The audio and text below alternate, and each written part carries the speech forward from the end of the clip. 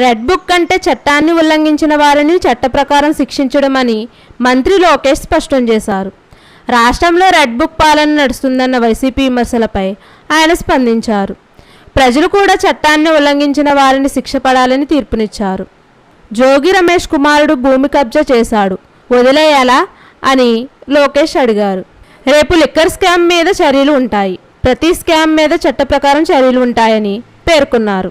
Red book లో నేను ఏం చెప్పా, రెడ్ బుక్ గురించి నేను చాలా క్లారిటీ ఇవ్వాలనుకుంటున్నాను ఈరోజు.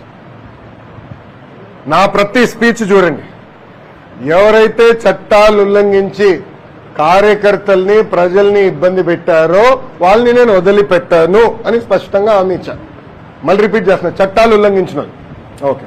జోగి రమేష్ గారు అబ్బాయి ఏం చేశాడో ప్రజలు తెలుసుకోవాలి.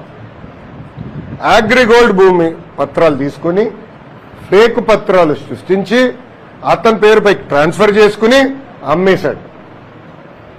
అగ్రిగోల్డ్ బాధితులు చాలా మంది ఇప్పటికీ ఇబ్బంది పడుతున్నారు, వాళ్ళకి రావాల్సిన డబ్బులు ఇంకా చాలా ఉన్నాయి.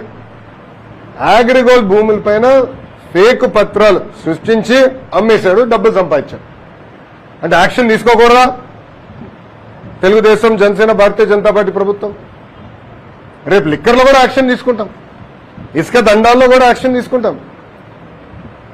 అంటే అడ్డగోలుగా ప్రజల భూమి దోచేసినా మేమేం పట్టించుకోకూడదా? మేము ఆనాడు హామీ ఇచ్చా, ఊరూరు మాట్లాడా ఎర్ర బుక్ గురించి. ప్రజలకి నేను హామీ ఇచ్చా, ఎవరైతే చట్టాన్ని ఉల్లంఘించారో వాళ్ళని నేను వదిలిపెట్టే ప్రసక్తే ఉండదు అని నేను ఊరూరు మాట్లాడాను స్వామి. ఎర్ర బుక్ పట్టుకుని తిరిగా చూపించా ప్రజలకి. అందుకే ప్రజలు మాకు అంత అద్భుతమైన మ్యాండేట్ ఇచ్చారు. దాని ఒక్కోళ్ళే కాదు, అందరం కలిసికట్టుగా పోరాడడం, దాంట్లో భాగంగా రెడ్ బుక్ ఒక మ్యాండేట్ మాకు. నేను ఊరూరు చూపించా రెడ్ బుక్, నేను ప్రతి పబ్లిక్ మీటింగ్ లో చూపించా. ప్రజల నిన్న ప్రతి నియోజకవర్గంలో మేము గెలిచాం. సో ప్రజలు మాకు అంత క్లియర్ మ్యాండేట్ ఇచ్చారు. సో ప్రజలు కూడా చాలా క్లియర్గా ఉన్నారు, ఎవరైతే తప్పు చేశారో వాళ్ళని వదిలిపెట్టొద్దని క్లియర్గా చెప్తున్నారు. అది అమలు చేస్తాం.